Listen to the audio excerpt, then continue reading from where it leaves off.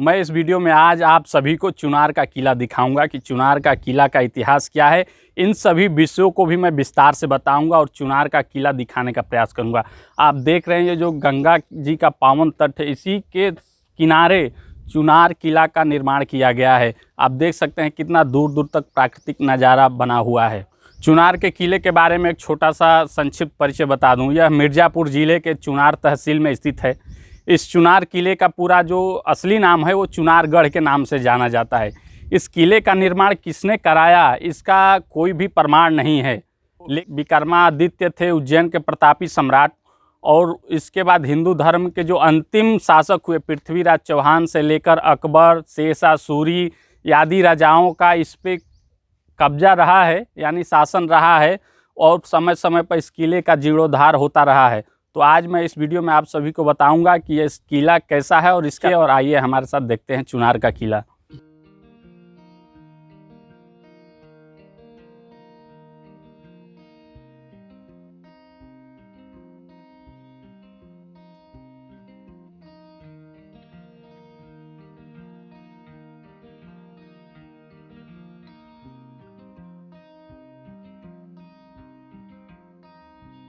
चुनार जो किला है उसके अंदर आ गए हैं। चुनार किले का बोर्ड लगा हुआ है और इसके इतिहास के बारे में यहाँ कुछ वर्णन किया गया है।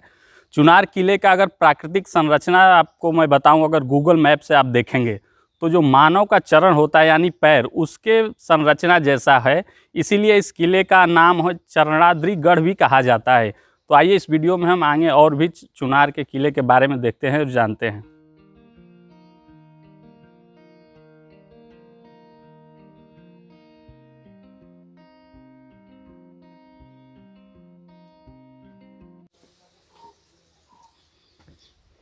चुनार के किले का काफ़ी हद तक हम लोग अंदर आ चुके हैं और देखेंगे यहाँ दो रास्ते हैं जाने के लिए चुनार किला घूमने के लिए। एक ये है और एक ये है।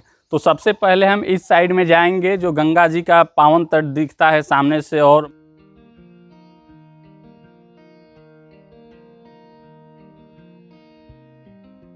चुनार किले के हम लोग ऊपर आ गए हैं और आइए हम दिखाते हैं आपको माँ गंगा जी का जो पावन तट है। कितना अच्छा और मनोहर लगता है यहाँ से देखने के बाद। ये दिखा दीजिए, ये जो ऊंची ऊंची दीवारें हैं, कितना पुराना ऐतिहासिक इसका महत्व है। ये देखिए यहाँ से जो प्राकृतिक नज़ारा दिखाई दे रहा है, शायद ही कभी जीवन में देखने को मौका मिले। यहाँ मैं कहूँगा दिखाने के लिए नीचे से दिखा दीजिए कितना ऊंचा ये किला बना हुआ है। देखने में कितना मनोहर और अच्छा लग रहा है। माँ गंगा का दूर दूर तक देख रहे हैं, पूरा गंगा जी फैली हुई हैं।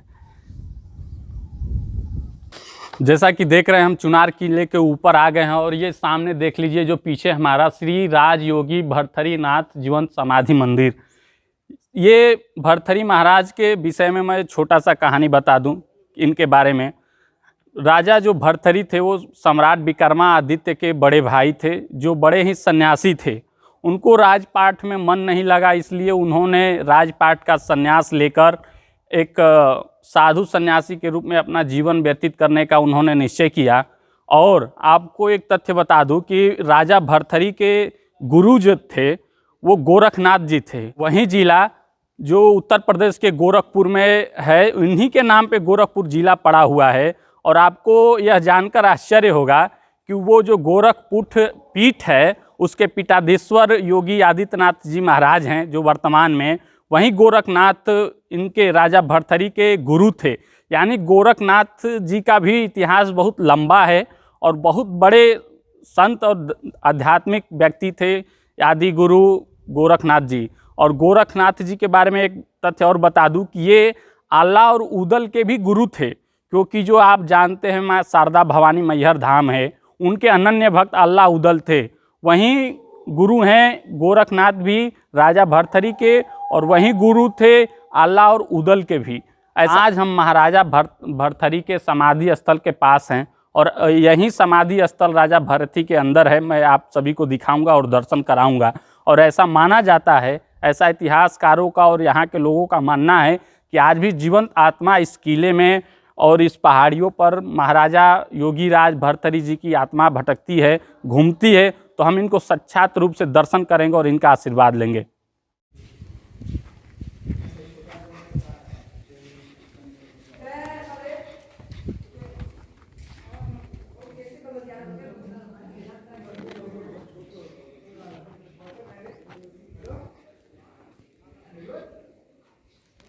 तो महाराज भर्तृहरि के समाधि स्थल में हम आ गए हैं और यहाँ के जो मुख्य पुजारी जी हैं इनके बारे में हम लोग जानेंगे और इस समाधि स्थल के बारे में भी जानेंगे, इसका इतिहास क्या है। सबसे पहले महाराज जी आपका नाम क्या है? मेरा नाम पड़ेगा राजकुमार गोस्वामी पड़ेगा।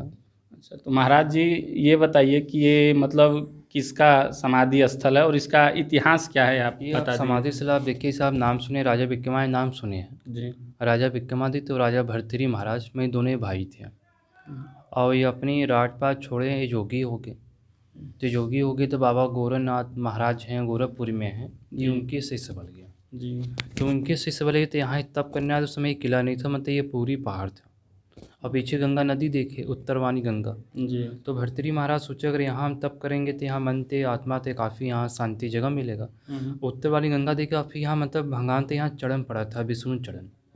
राजा बलि नाम सुने हैं, राजा बलि में बहुत बड़े दानी थे और विष्णु ने 3 पग जमीन मांगे थे तो 3 पग में 1 पग यहाँ मत नापे, यहाँ मतलब पढ़ते मतलब ये पहाड़ पूरा चिपटा हो गया तो इसे बोलते हैं पूरी भगवान ते यहाँ चरण बोलते हैं, विष्णु चरण।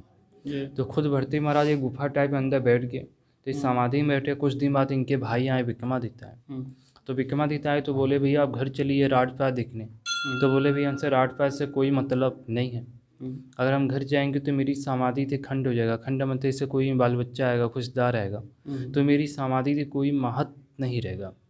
तो इनके नाम से विक्रमादित्य चारों से पूरा घेराबंदी करवाए और घेराबंदी करवाने के बाद काफ़ी एक सुंदर यहाँ फिर एक मंदिर बनवाए। तो आप सासम नाम सुने, औरंगजेब नाम सुने जी। तो औरंगजेब जानते हर जगह हिंदू मंदिर तोड़वाना। तो इस समाधि पर शायद तो औरंगजेब का अगर कोई समाधि से अगर कोई आवाज़ निकलेगा तो हम मानेंगे इस समाधि में कोई शक्ति है, कोई पावर है। अगर आवाज़ नहीं निकलेगा तो यहाँ एक तोड़ते मुझसे मानते हम एक मस्जिद बनवा देंगे। तो पूरी मंदिर था, मंदिर भाग पूरा गिरवा दिया। तो इस समाधि से तोड़ने दे यहाँ फटी, यहाँ बीच में एक छेद है तो यहाँ से वो घन मारे और घन मारते मंत्र तो काले काले भौरे होते हैं, वो लाखों संख्या में निकले, बिन्ने काटने थे। तब औरंगजेब का गरम तेल डालिए, अगर आप गरम तेल डालेंगे सब भौरे कितना रहेंगे, सब अंदर अंदर सब मर जाएंगे। वो गरम तेल डालते अंतर भौरे आओ 4 दुगने बेसी हो गए और दे तो भक्का हो गया, मतलब हम तेल डालते जा रहे, भौरे संख्या बेसी होती जा रही है। तब औरंगजेब समझ गया कोई समाधि में कोई शक्ति है, कोई पावर है। तब आखिरी में ये 4 खम्भे हैं पत्थर थे हैं, ये औरंगजेब खुद लगवाए और ये फारसी पे लिख दिया औरंगजेब है, ये फारसी पर लिख दिया, चाहे हिंदू चाहे मुसलमान चाहे सिख चाहे ईसाई चाहे कोई धर्म आएगा तो इस समाधि की इज्जत करेगा और इस समाधि से कोई क्षति नहीं पहुँचाएगा। और एक समाधि में खासियत, अगर यहाँ कोई आप मन्नत मांगे, अगर आपसे कोई मन्नत पूरी होगी, अगर आपके मन में श्रद्धा भाव है तो आप खुशी से और प्रेम से आप कच्चा तेल छोड़ेंगे, सरसों तेल, तो कुंड भर जाएगा। अगर आपके मन में थोड़ा से छल है, कपट है तो आप टीना टीना आप तेल डालते जाइए, वो कुंड कभी नहीं भरेगा। अच्छा, तो मैं कहूँगा दिखाने के लिए इस छोटे से कुंड को आप अच्छे से दिखा दीजिए। अच्छा महाराज जी, ये जो फोटो लगा हुआ है चारों तरफ, ये मंदिर की या किसी भक्त ने दान वगैरह? यहाँ मतलब ये पुलिस ट्रेनिंग सेंटर है, यहाँ भर्ती होते पुलिस लोग तो यहाँ से यहाँ बाबा से दुआ मानते, मन्नत पूरी होती है तो वो अपने नाम से एक फ़ोटो यहाँ लोग दान कर देते हैं। तो जैसे कोई फ़ोटो हुआ, कोई घंटी हुआ। अच्छा, मतलब श्रद्धा से लोग जिनका पूरा हो जाता है वो अपना दे के जाते हैं। तो आप यहाँ पे मतलब कितने दिनों से हैं? हम तो मेरे खानदानी पुजारी चल रहा है, हम तो 10वां पीढ़ी चल रहा है। अच्छा, मतलब पीढ़ियों से आप यहाँ इस समाधि की रक्षा करते आए हैं। चलिए, तो ये थे यहाँ भर्तृहरि समाधि स्थल के महाराज जी, इनसे बात करके बहुत अच्छा लगा। आप जो हमारे पीछे देख रहे हैं चुनार किले का ये कारागार है। ऐसा मानना है कि यहाँ पे कैदियों को बंदी बना के रखा जाता था। मैं कहूँगा कैमरामैन अनुराग त्रिपाठी जी से कि इसके अंदर का दिखा दीजिए। इसके अंदर भी एक अंदर वो तहखाना जैसा है, देखने में बहुत ही भयावह लगता है और इनमें कैदियों को पकड़ के रखा जाता था। यहाँ से पूरा देख लेंगे, पूरा ये तहखाना ये यहाँ से वहाँ तक दिखा दीजिए तो कितना बड़ा ये जेल खाना है जो यहाँ कैदियों को बंद करके रखा जाता था। चुनार किले के तहखाने के सामने ही देखिए बहुत ही बड़ा अंडरग्राउंड तहखाना बना हुआ है। पहले आज से 6-7 साल पहले इसके अंदर जाने की अनुमति थी, लेकिन वर्तमान में इसके प्रशासन द्वारा इस तहखाने को बंद कर दिया गया है। इतना यह डरावना और भयावह हो गया है इसके अंदर, लोग समझते हैं ये काल कोठरी है। इसी के अंदर क्या होता था ये इतिहास के पन्नों में एक रहस्यमयी घटना है जो दर्ज है, लेकिन जहाँ तक इतिहासकारों का मानना है कि इसमें कैदियों को रखा जाता था और इसके अंदर बहुत सारे गुप्त दरवाजे हैं जो किले के अंदर अन्य पहाड़ियों में जाकर खुलती हैं। चुनार किले में देखिए जो तहखाना है उसके जस्ट सामने ही ये सोनवा मंडल कहा जाता है, जिसमें 52 खंभों का है, 52 खंभे इसमें है, इसका निर्माण कराया गया है, सोनवा मंडप है। आइए हम इसको अंदर से दिखाते हैं कि कैसा लगता है। और ये सारा खंभा जो है ये बलुआ पत्थर से निर्मित किया गया है। जितना भी देखेंगे आप लाल लाल पत्थर, और ये अंदर देखिए हम जा रहे हैं पूरा अंधेरा ही अंधेरा है। ये देख लीजिए, ये ऊपर दिखा दीजिए इसका डिजाइन कैसा है कि उस समय किस प्रकार से इसका निर्माण किया गया था। और मैं जो भी आवाज़ बोल रहा हूँ ये कितना इसमें गुंजायमान हो रहा है, गूंज रहा है। इसको दिखा दीजिए पूरा, इसको चारों तरफ से इसका दरवाज़ा है, ये मेन मंडप है। इधर से भी एक दरवाज़ा है, इधर से भी, यानी चारों दिशाओं से इसमें आने के लिए दरवाज़ा है। सेम टू सेम एक ही संरचना के साथ बनाया गया है। जैसा कि आपने देखा ये बलुआ पत्थर से निर्मित सोनवा मंडप है। इसका संरचना और इसका डिजाइन देखेंगे तो कितना अद्भुत बनाया गया होगा उस समय। इतिहासकारों का जैसा कि हमने बताया कि इसका कोई वर्णन नहीं है कि इस किले का निर्माण किसने कराया। और उज्जैन के प्रतापी सम्राट विक्रमादित्य, अकबर, शेषासुरी आदि राजाओं का इस पे कब्जा रहा है, यानी शासन रहा है। जो वास्तविक आधुनिक युग में लोग जानते हैं वो कि 1539 में जब शेषासुरी और हुमायूं के बीच में चौसा का युद्ध हुआ था, तब शेषासुरी और हुमायूं हार गया था। तो इसी किले में आकर हुमायूं ने शरण लिया था। इसके बाद शेषासुरी इस पर आक्रमण करके हुमायूं को भगा देता है और स्वयं ही कब्जा कर लेता है। लोग इस किले को चंद्रकांता का किला भी कहते हैं और जानते हैं। इस चंद्रकांता का किले का इतिहास क्या है, लोग क्यों कहते हैं इस किले को चंद्रकांता का किला, इसको मैं बताने वाला हूँ। बाबू देवकीनंदन खत्री की लिखित उपन्यास चंद्रकांता उपन्यास है, तिलिस्मी उपन्यासकार है जो होता है। इसका तात्पर्य होता है कि जो जादूगर से भरा हो, रहस्यमयी हो। बाबू देवकीनंदन खत्री ने जो उपन्यास लिखा है, इस किले के इतिहास से कोई भी दूर दूर तक कोई वास्ता नहीं है। उन्होंने केवल इन जो पहाड़ी क्षेत्र है, इन वादियों के क्षेत्र के बारे में केवल वर्णन किया था। और जो एक चंद्रकांता उपन्यास है उसके ऊपर से एक टीवी सीरियल भी बना था चंद्रकांता। लोगों के मन में यह जानने की इच्छा हुई कि चंद्रकांता का जो किला है वह कहाँ है, चुनार कहाँ है, और इसको देखने के लिए दूर दूर से लोग आने लगे।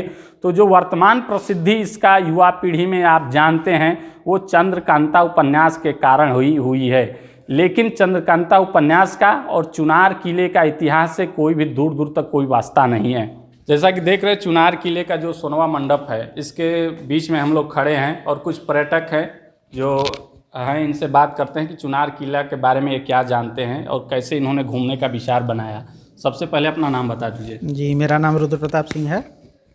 इस किले के बारे में मेरे पिताजी ने मुझे बताया था कि वहाँ पे एक, जैसे कि नीचे कहा जाता है कि जैसे कि आप देख रहे हैं, मैं चाहूँगा कि भाई साहब थोड़ा सा इधर दिखा दें। मेरे पिताजी बताते हैं कि ज़मीन के नीचे यह जो है 6 तल तक बना हुआ है।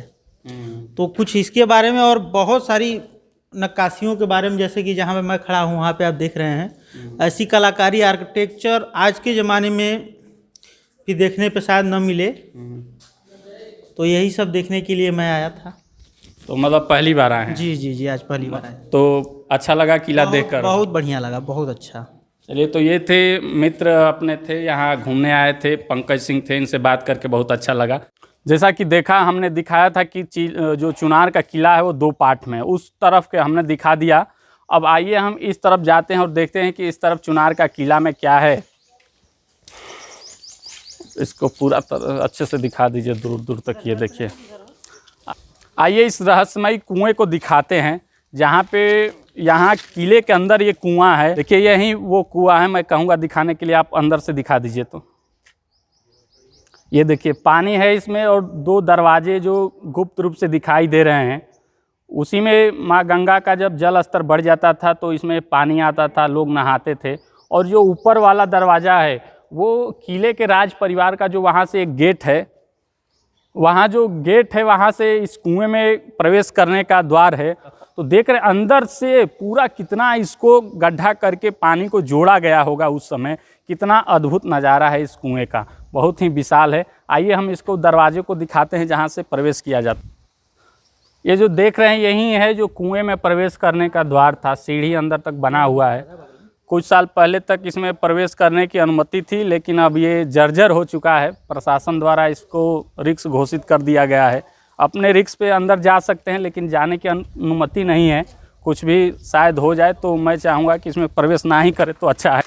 ये जो हमारे पीछे देख रहे हैं चुनार किले में अस्तबल था जहाँ घोड़े को बांधा जाता था। ये देख रहे हैं पूरा जर्जर हो चुका है। सरकार या प्रशासन द्वारा इसका कोई भी मतलब सकारात्मक रवैया नहीं अपनाया जा रहा है, जिसके कारण यह किला दिनों पर दिन जर्जर होता जा रहा है। चुनार किले का घूमते घूमते हम लोग दूसरे पार्ट में आ गए हैं इसके।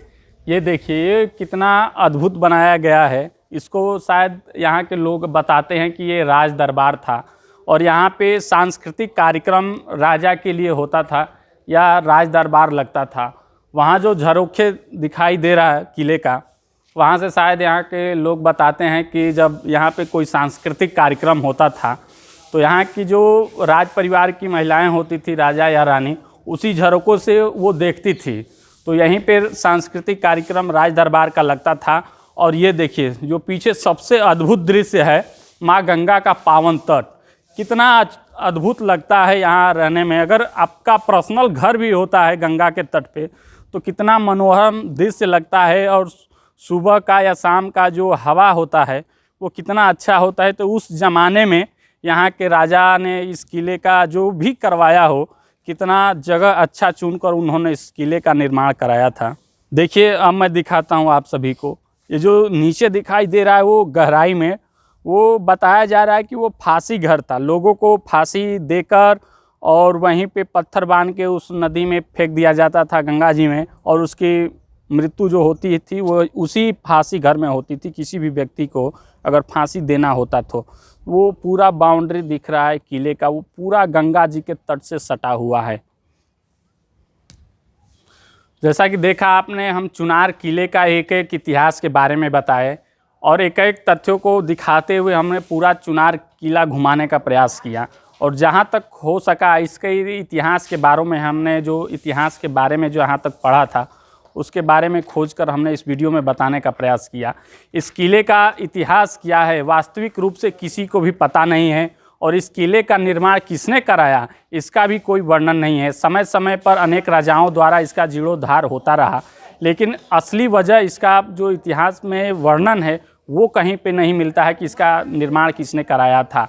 और ऐसा माना जाता है कि इस किले का एक महत्वपूर्ण नक्शा है और नक्शे में यहाँ के खजाने का वर्णन किया गया है, और वो ऐसा माना जाता है कि वो नक्शा किसी व्यक्ति के पास कैद है। उस नक्शे को लेकर कई बार विवाद भी हुआ था, खोजने का प्रयास भी किया गया था, लेकिन आज तक सफलता प्राप्त नहीं हो पाई है। ये चुनार का किला वास्तविक रूप से एक रहस्यमयी किला है। ना जाने कितने इसमें इतिहास का उल्लेख दर्ज है और ना जाने कितने पीढ़ियाँ इस किले में खप चुकी है। इस प्रकार ने जहाँ तक हो सका हमने इस चुनार के किले को दिखाने का, सही बताने का प्रयास किया।